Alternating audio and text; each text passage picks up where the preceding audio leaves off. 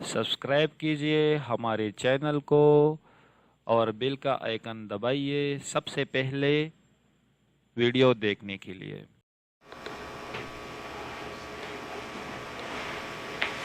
अल्हम्दुलिल्लाह,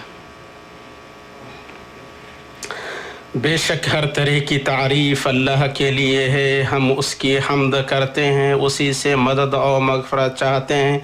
अच्छे छुटकारे पर हम उसकी इख़लास वाली हम्द करते हैं और फ़ضल, एहसान और नेमत पर उसका शुक्र बजा लाते हैं। अगर हम दरख्तों को शुक्र के कलम बना लें और दिजला व फ़ुरात से सियाही, तब भी हम ताज़ीम का ये दर्रा भी नहीं ला सकते हैं और ना तेरी छा जाने वाली नेमतों का शुक्र अदा कर सकते हैं। तो अव्वल है, आखिर है, बुलंदो बाला है और बेनियाज है। हम कैसे तेरी फरावा नेमतों का शुमार कर सकते हैं। मैं गवाही देता हूँ कि एक अल्लाह के सिवा कोई माबूद बरहक नहीं, उसका कोई शरीक नहीं। उसने मोमिनों के दिलों को अच्छी तरह जोड़ दिया और मुहकम तंजील में फरमाया, उनके दिलों में बाहमी उल्फत भी उसी ने डाली है। ज़मीन में जो कुछ है तू अगर सारा का सारा भी खर्च कर डालता है तो भी उनके दिल आपस में ना मिला सकता। ये तो अल्लाह ही ने उनमें उल्फत डाल दी है।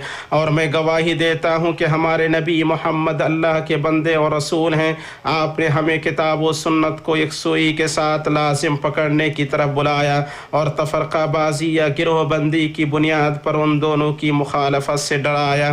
अल्लाह दुरूद नाज़िल फरमाए आप पर, आपकी आल पर और सहाबा पर जो इज्तिमाइयत के ज़रिए बुलंद इज़्ज़ो शरफ से सरफराज हुए, ताबिईन पर और उन लोगों पर जो उनका अच्छी तरह इत्तिबा करें, और उस दिन तक बहुत ज़्यादा सलामती नाजिल फरमाए जब मखलूक़ात को जमात की शक्ल में इकट्ठा किया जाएगा।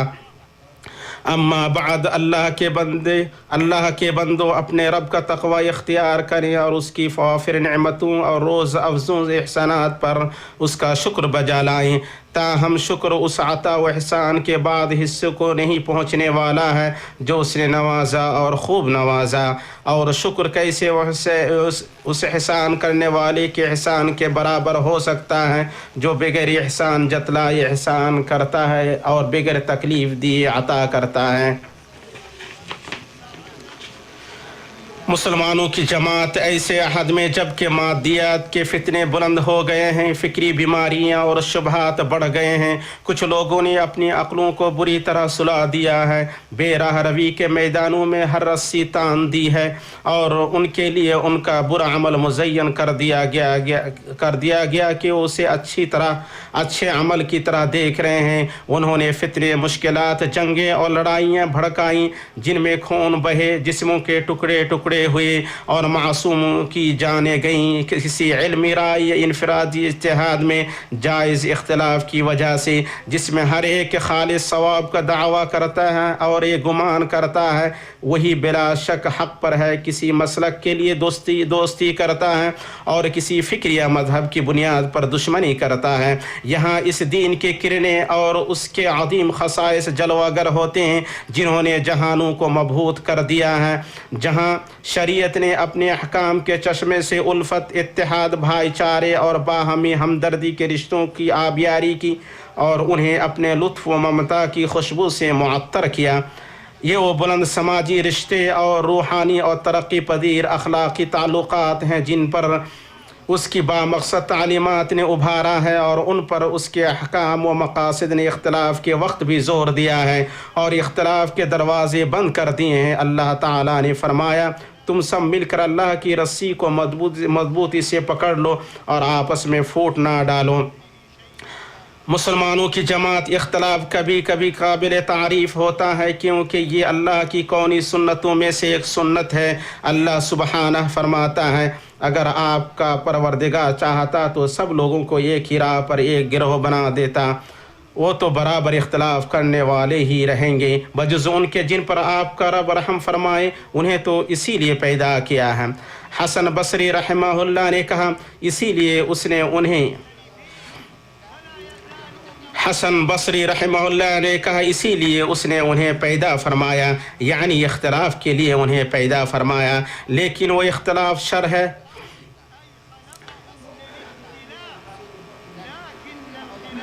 لیکن وہ اختلاف شر ہے جو تنازعات، جھگڑوں، فساد اور فساد برپا کرنے کا سبب بنے۔ شیخ الاسلام ابن تیمیہ رحمہ اللہ نے کہا، فساد کی قبیل سے وہ یہ چیز ہے جس کا سبب وہ تفرقہ و اختلاف ہو جو اجماع و اتفاق کے خلاف ہے، یہاں تک کہ ان میں سے بعض سے کینہ رکھے اور دشمنی کرے اور اللہ کی ذات کے علاوہ دوسری چیز پر بعض سے محبت اور دوستی کرے،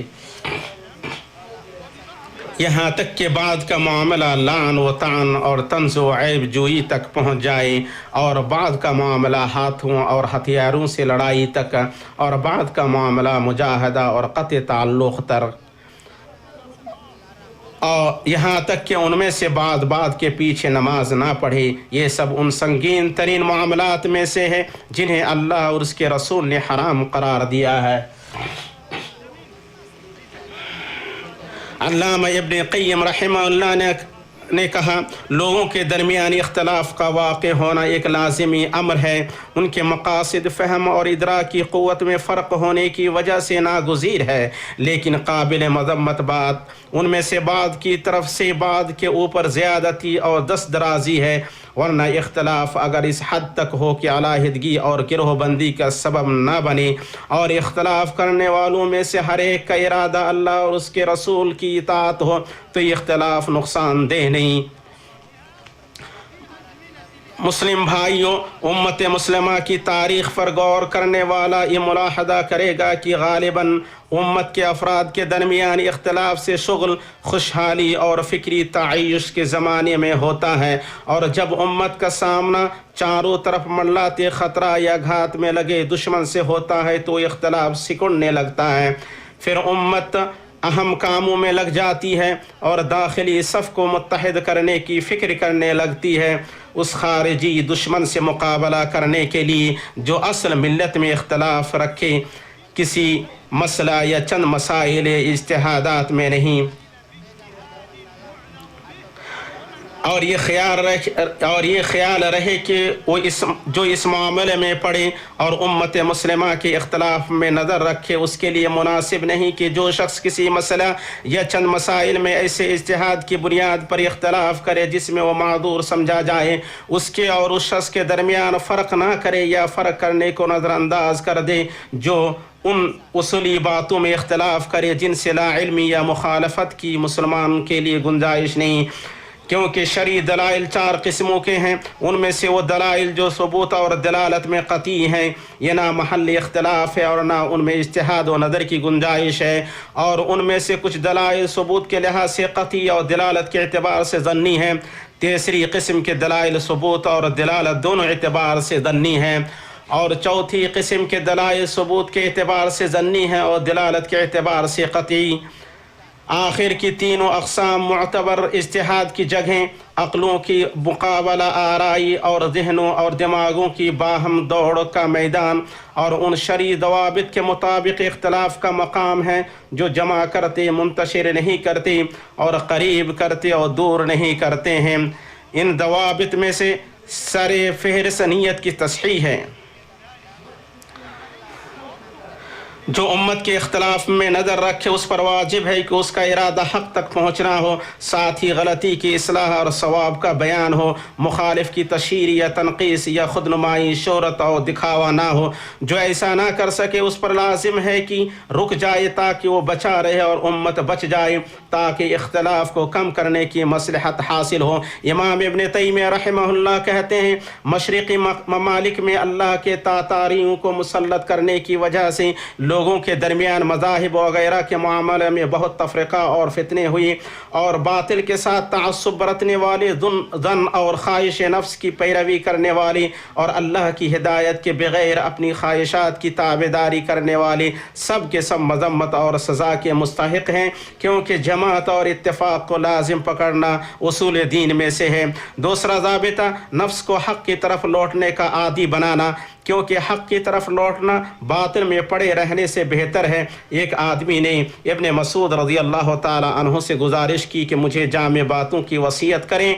उन्होंने उसे जिन बातों की नसीहत की उनमें से ये था कि जो तुम्हारे पास हक लेकर आए तुम उससे वो कबूल कर लो, वो अगरचे दूर मबगूद शख्स हो, और जो तुम्हारे पास बातिल लेकर आए तुम उसे रद्द कर दो, अगरचे वो नज़दीक महबूब शख्स हो। इब्न क़य्यिम रहमहुल्लाह कहते हैं मुसलमान पर वाजिब है कि हक़ को कबूल करने में नबी सल्लल्लाहु अलैहि वसल्लम के तरीक़े की पैरवी करें, चाहे जिस शख्स से आए, चाहे दोस्त से या दुश्मन से, महबूब से या मबगूज़ से, या नेक से या फाजिर से, और बातिल को उसके कहने वाले पर दे मारे, चाहे वो कोई भी हो। उनमें से तीसरा ज़ाबिता इख्तलाफ के साथ ऐसा रवैया अपनाया जाए कि वो इंसानी फितरत का फितरी मामला है। इमाम शातिबी रहमहुल्लाह कहते हैं अल्लाह ताला ने अपनी हिकमत से फ़ैसला किया है कि इस दीन के फ़ुरू काबिल नज़र और महल दन हों, और इज्तिहाद में गलती वारिद है। अहले सुन्नत वल जमात के नज़दीक उद्र को उसकी शर्त के साथ कबूल करना मुअतबर है, और राय में अक्लमंदों की अक़लें बाहम लड़ती हैं लेकिन उनके सीने कीना परवर नहीं होते। शेखुल इस्लाम इब्न तैमिया रहमहुल्लाह कहते हैं वो इल्मी और अमली मसाइल में एक दूसरे से मुनाज़ा करते हैं मगर उल्फत, इस्मत और दीनी भाईचारगी बाकी रहती है। अगर दो मुसलमान जब भी किसी चीज़ में इख्तलाफ करें, एक दूसरे को छोड़ दें, तो मुसलमानों के माबैन ना कोई इस्मत बाकी रहेगी और ना भाईचारा। चौथा ज़ाबिता हालात व कवाइफ की रियायत, क्योंकि आलम इस्लामी का रकबा वसी हो चुका है, उसके माशरे मुतअद्दिद और मुतनव्वे हो चुके हैं, और उसके चलते इज्तिहाद के मनाहिज और इस्तिंबात के तरीक़ों में इख्तलाफ पैदा हो गया है, जिससे बहुत से नुसूस की तफसीर में इख्तलाफ पैदा हो गया है और नित नए मसाइल के अहकाम मुख्तलिफ हैं। इब्न क़य्यिम रहमहुल्लाह कहते हैं फतवा ज़मान, मकान, हालात, माहौल और कवाइफ के बदलने से बदल जाता है। पाँचवा ज़ाबिता व अदब, मुखालिफ के साथ इंसाफ रवा रखना। अल्लाह सुबहाना ने फरमाया ऐ ईमान वालो तुम अल्लाह की खातिर हक़ पर कायम हो जाओ, रास्ती और इंसाफ के साथ गवाही देने वाले बन जाओ, किसी कौम की अदावत तुम्हें खिलाफ अदल पर आमादा ना करे। अदल क्या करो जो परहेज़गारी के ज़्यादा करीब है, और अल्लाह ताला से डरते रहो, यकीन मानो कि अल्लाह ताला तुम्हारे आमाल से बाखबर है। कहने वाले ने क्या खूब कहा है, क़िल्लती इंसाफ हमेशा लोगों के माबैन क़त्अ ताल्लुक़ का सबब रही है, अगरचे वो अज़ीज़ व क़ारिब ही क्यों ना हो। वो दो कपड़ों से बरहना रहो, जिसने वो कपड़े पहने वो मज़म्मत व ज़िल्लत के सबब हलाकत का शिकार हुआ। एक जहल मुरक्कब का कपड़ा, उसके ऊपर तासुब का कपड़ा, दोनों बड़े बुरे कपड़े हैं, और इंसाफ से आरास्ता हो जो कि बेहतरीन जोड़ा है, उससे पहलू और बाजू मुज़य्यन होंगे। ज़हबी रहमहुल्लाह ने कहा कि यूनुस सदफ़ी ने कहा मैंने शाफ़ी से ज़्यादा अक्लमंद नहीं देखा। मैंने उनके साथ किसी मसले में मुनाज़रा किया और हमारे दरमियान इख्तिलाफ हो गया। मैंने जब एक दिन उन्हें देखा तो उन्होंने मेरा कंधा पकड़ा और मुझसे चिमट गए और फरमाया ऐ अबू अब्दुल्लाह, क्या ये अच्छा नहीं कि हम भाई भाई हो जाएं, अगरचे हमने किसी मसले में एक दूसरे इख्तलाफ किया है। अल्लाह अकबर, बेशक ये इख्तलाफात का अदब है और महब्बत व उल्फत में उसके असरात हैं।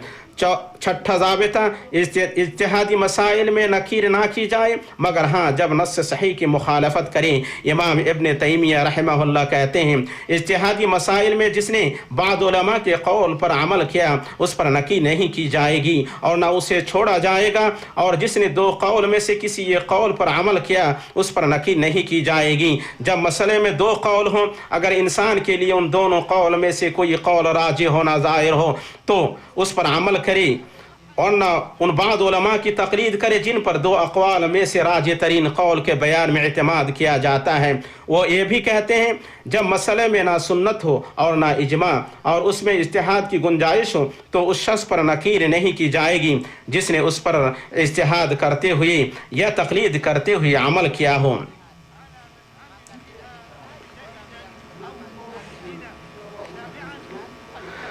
सातवां ज़ाबिता ज़ाहिर के साथ तामुल करना, क्योंकि नीयतों और दिलों के अमाल में घुसना ان چیزوں میں سے ہے جن کے ساتھ معاملہ کرنا جائز نہیں۔ سو جب مخالف کوئی موافق قول ظاہر کرے تو ہم اسے قبول کر لیں، اگرچہ ہمیں گمان ہو کہ وہ اس کا اعتقاد نہیں رکھتا ہے، مگر ہاں اگر اس کا عقیدہ جھوٹ کو جائز یا واجب سمجھنا ہو تو ہم احتیاط کے ساتھ قبول کریں گے، کیونکہ اسلام دنیا میں لوگوں کے ساتھ ان کے ظاہری حالات کے مطابق معاملہ کرتا ہے، اور جہاں تک باطنی معاملات کی بات ہے تو اللہ کے حوالے ہیں۔ 8واں ضابطہ نفس کے تزکیے سے بچنا۔ چنانچہ جب کسی مسئلے میں اختلاف ہو تو کوئی یہ اعتقاد نہ رکھے کہ وہی اس میں صواب پر ہے، غلطی کا احتمال نہیں، اور اس کا مخالف غلطی پر ہے، اس میں صواب کا احتمال نہیں۔ وہ کون ہے؟ شاعر کہتا ہے وہ کون ہے جس نے کبھی برا نہیں کیا ہے، وہ کون ہے جس کی صرف اچھائی ہو۔ پس تم اپنی پاکیزگی آپ بیان نہ کرو، وہی پرہیزگاروں کو خوب جانتا ہے۔ تو کیا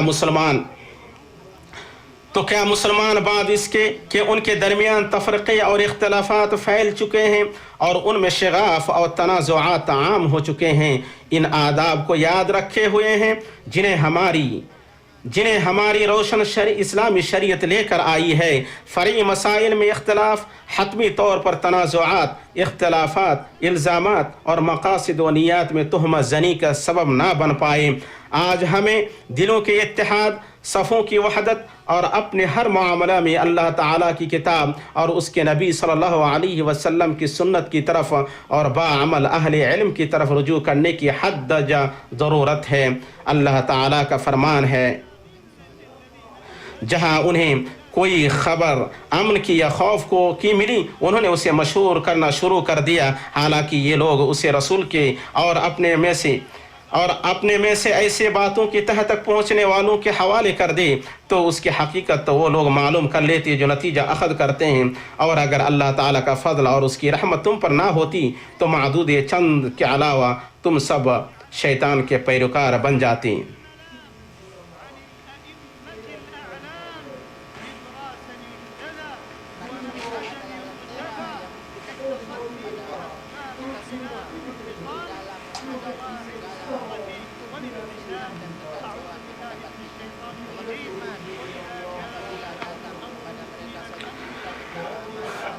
اللہ تعالیٰ کا فرمان ہے، جہاں انہیں کوئی خبر امن کی یا خوف کی ملی انہوں نے اسے مشہور کرنا شروع کر دیا، حالانکہ اگر یہ لوگ اسے رسول کے اور اپنے میں سے ایسی باتوں کی تہ تک پہنچنے والوں کے حوالے کر دیتے تو اس کی حقیقت وہ لوگ معلوم کر لیتے جو نتیجہ اخذ کرتے ہیں، اور اگر اللہ کا فضل اور اس کی رحمت تم پر نہ ہوتی تو معدود چند کے علاوہ تم سب شیطان کے پیروکار بن جاتے۔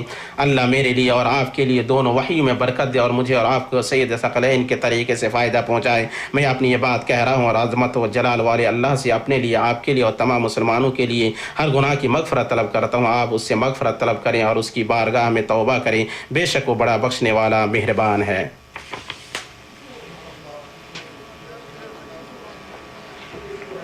تمام تعریف اللہ کے لیے ہے جو توفیق و احسان کا مالک ہے، اور میں گواہی دیتا ہوں کہ ایک اللہ کے سوا کوئی معبود برحق نہیں، اس کا کوئی شریک نہیں، جس نے اسے مضبوطی سے پکڑا و مصائب سے بچا اور محفوظ رہا۔ اور میں گواہی دیتا ہوں کہ ہمارے نبی محمد اللہ کے بندے اور رسول ہیں، جو سب سے پاک طریقے کی طرف ہدایت پانے والے لوگوں میں سب سے بہتر ہیں۔ اللہ درود و سلام اور برکت نازل فرمائے آپ پر، آپ کی آل پر اور آپ کے صحابہ پر، تابعین پر، تا قیامت ان لوگوں پر جو ان کا اچھی طرح اتباع کریں۔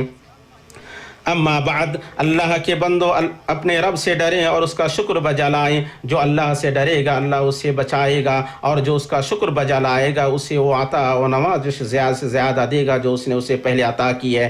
ایمانی بھائیوں سنو، آج جب کہ امت مسلمہ ان فتنوں سے جن میں وہ مبتلا ہے اور ان آزمائشوں سے جن سے وہ دوچار ہے نکلنے کا راستہ ڈھونڈ رہی ہے، اس کے لیے کیا ہی مناسب ہے کہ وہ اچھی دوستی اور سچی وابستگی کے سلسلے میں اپنے رسول صلی اللہ علیہ وسلم کے نقش قدم پر چلی۔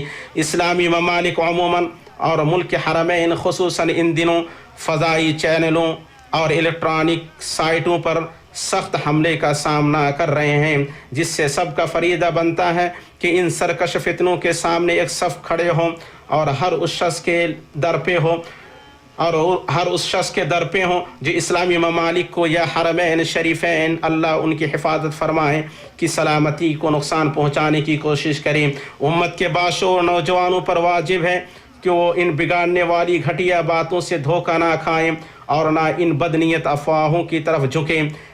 ان سب کے پیچھے سماج کی تباہی، انتشار اور اس کے امن استحکام میں خلل ڈالنے کے سوا کچھ نہیں۔ اتنی بات ہوئی اور آپ سب درود و سلام بھیجیں، اللہ آپ پر رحم کریں، حبیب مصطفیٰ اور رسول مقتدیٰ پر اللہ درود نازل فرمائے، اس ہستی پر جو ان لوگوں میں سب سے بہتر ہے، جن سے دعائیں شروع کی جاتی ہیں اور جن پر درود پڑھ کر گزارشات کی کامیابی طلب کی جاتی ہے۔ اللہ درود نازل فرمائے آپ کی آل پر جو سعادت کی کنجیاں اور برکت کے ستارے اور چراغ ہیں، جو پاکیزہ چنیدہ پاک اور نیک ہے، جن سے اللہ نے گندگیاں دور کر دیں اور انہیں گندگیوں سے پاک کر دیا اور بطور احترام ان کی تعظیم فرمایا اور انہیں مکمل طور پر پاک کر دیا۔ جو نبی مختار پر ایک درود بھیجے گا اللہ اس پر 10 درود نازل فرمائے گا۔ سو تم ناز کرو اے رب تو ان پر درود نازل فرما جب جب رات کی تاریکی اور سحر میں ستارے چمکیں، اور ان کی آل پر اور تمام صحابہ پر جو فضل سے بہترین سیرت پر فائز ہیں۔ اللہ اس کے رسول اور اللہ اس کے فرشتے نبی پر درود بھیجتے ہیں۔ اے مومنو تم بھی ان پر درود بھیجو اور خوب سلام بھی پڑھتے رہا کرو۔ اے اللہ تو خلفائے راشدین ابو بکر، عمر، عثمان و علی اور تمام صحابہ اور تابعین سے راضی ہو جا۔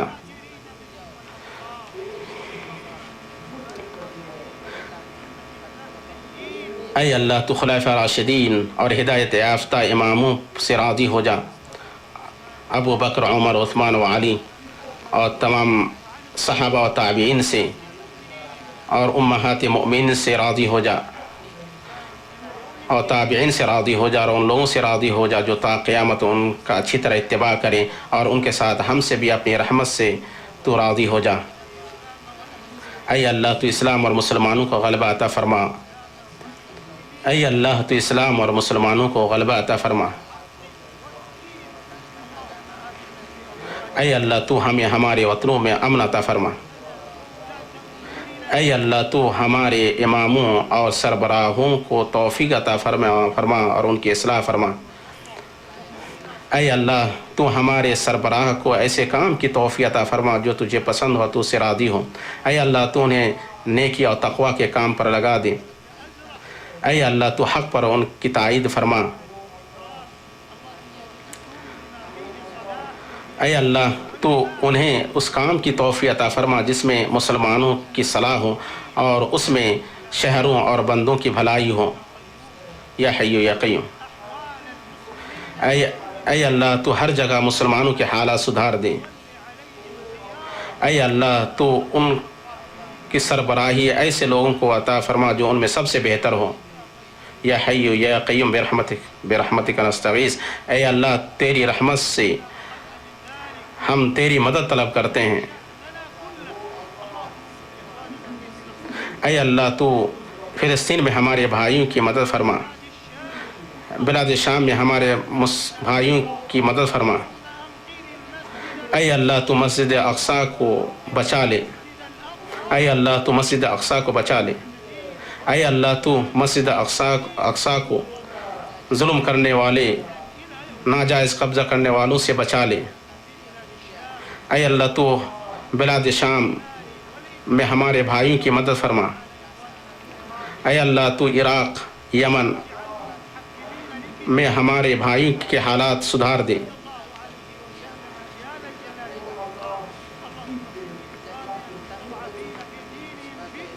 اے اللہ تو ہر جگہ ہماری کمزور بھائیوں کی مدد فرما،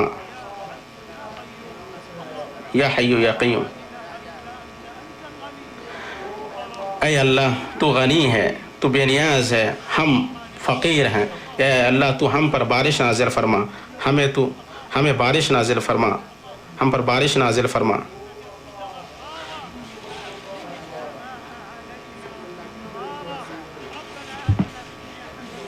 اے اللہ تو اس دنیا میں ہمیں بھلائی عطا فرما اور آخرت میں بھلائی عطا فرما اور آگ کے عذاب سے ہمیں بچا لے۔ اے اللہ تو ہمیں معاف فرما، ہماری توبہ قبول فرما۔